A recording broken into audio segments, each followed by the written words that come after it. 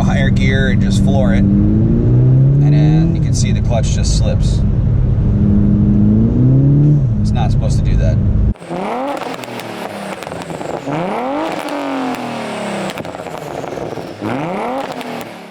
How's it going, everybody? Welcome to the Germanly Tuning YouTube channel. My name is Brad, and in this video I'm going to install a Clutch Masters FX350 clutch in my 2011 Mark 6 GTI. The clutch has been slipping for a little bit now since I did the stage 1 tune, and it's just worn out. I mean, it's got over 100,000 miles on it. I don't know how the previous owner was driving it, and the stock clutch is just notorious for wearing out and starting to slip. So we're gonna put that clutch in. It's actually a used clutch. I got it from a buddy. Shout out to Rafal for hooking that up, and it's got I think it's like 16,000 miles on it, so it's got some use, but it's going to be a great clutch for what we're going to do with this car. Once everything is good to go and get the clutch installed, then we can start moving forward on stage 2. So I'm excited to do that, but come along and let's get this clutch installed. Alright, pro tip for everybody: when you're diagnosing a clutch, you want to get into a higher gear, so usually above 3rd, 4th, 5th, 6th is what I'm in now, which is, I mean, it's a really tall gear, so if you apply a lot of torque to the clutch, usually, I mean, it slips right away. You don't have to get up to this speed. I'm on the freeway right now, but so you put it into a higher gear and just floor it, and then you can see the clutch just slips. It's not supposed to do that.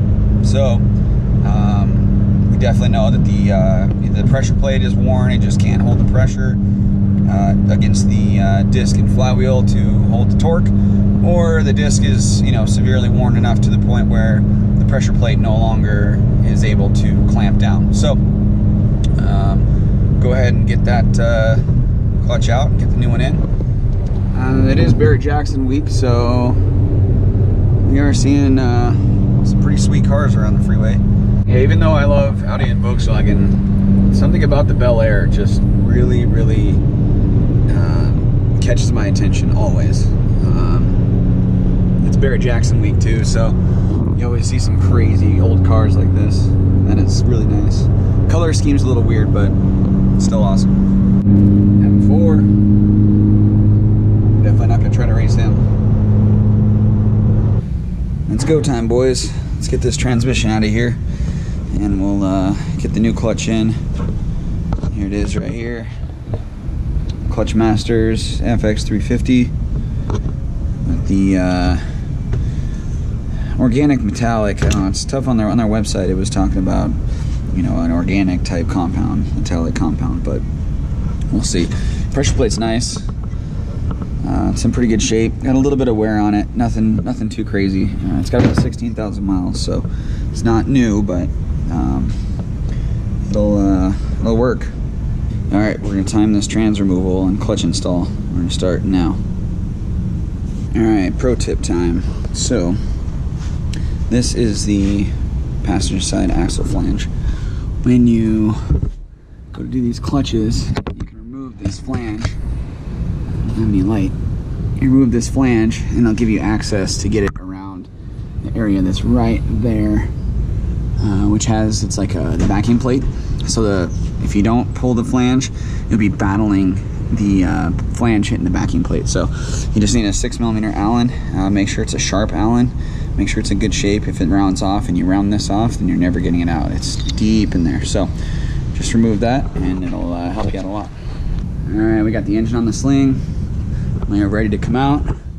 Get the trans jack under it, and just got this one bolt left right here. I always leave this 18 till the end because it's just easier to pop it out and drop the trans out, and then we'll get the new clutch installed. All right, 40 minutes to get the trans out. I stopped real quick to grab some lunch, but it's out. And the old clutch. So let's yank this old clutch off and see how she looks. All right, here's my stock disc. This is flywheel side.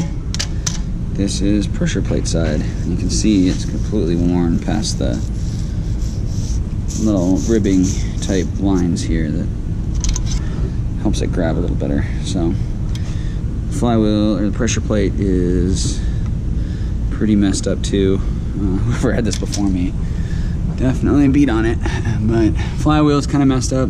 It's got some good heat checking, and it's definitely worn.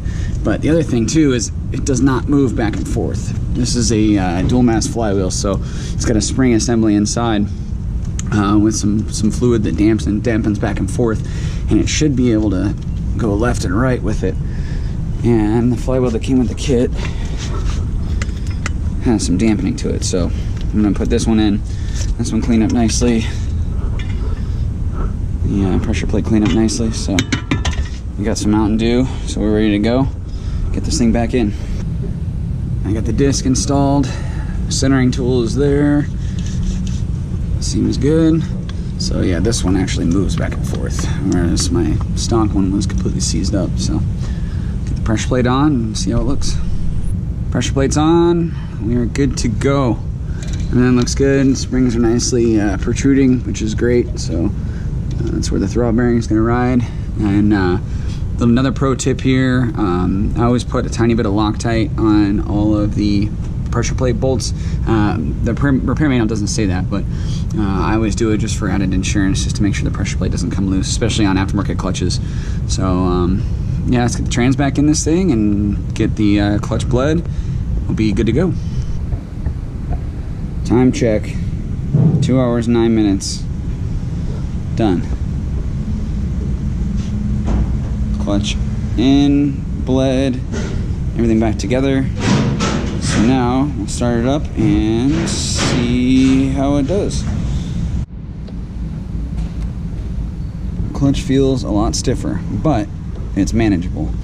Clutch in my S4, which is a South Bend Stage 3 daily, is a lot harder than this one, so not too bad. All right, first start, here we go. Clutch out. Clutch in.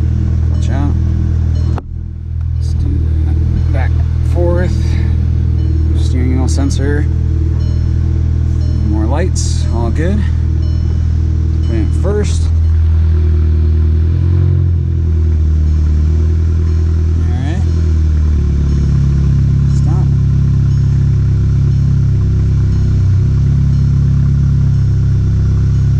So pedal travel, it's pretty much grabs at the top.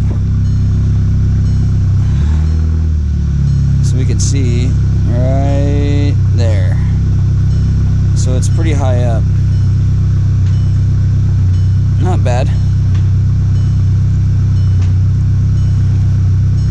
Second, third. Cool. All right, take it for a drive. See how it feels on the road. Yeah, so far the clutch feels good. It grabs kind of high, but it may just be how the clutch is, but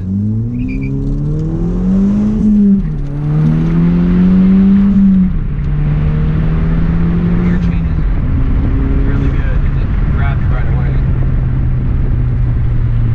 Let me turn off traction control here. First.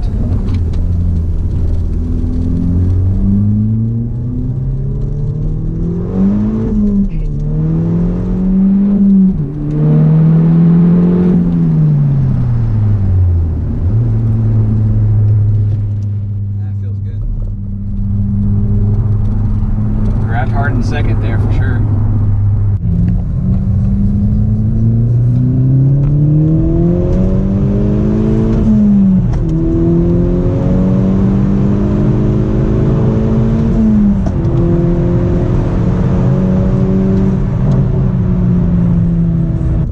Miles on it.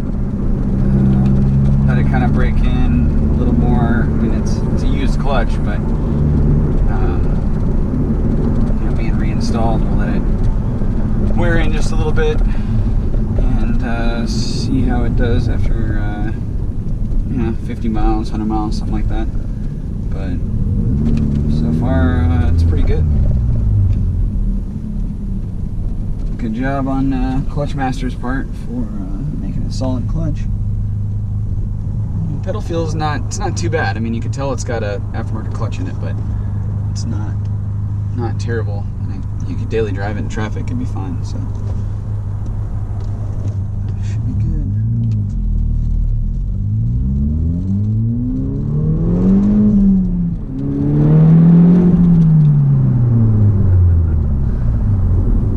Two feels really good.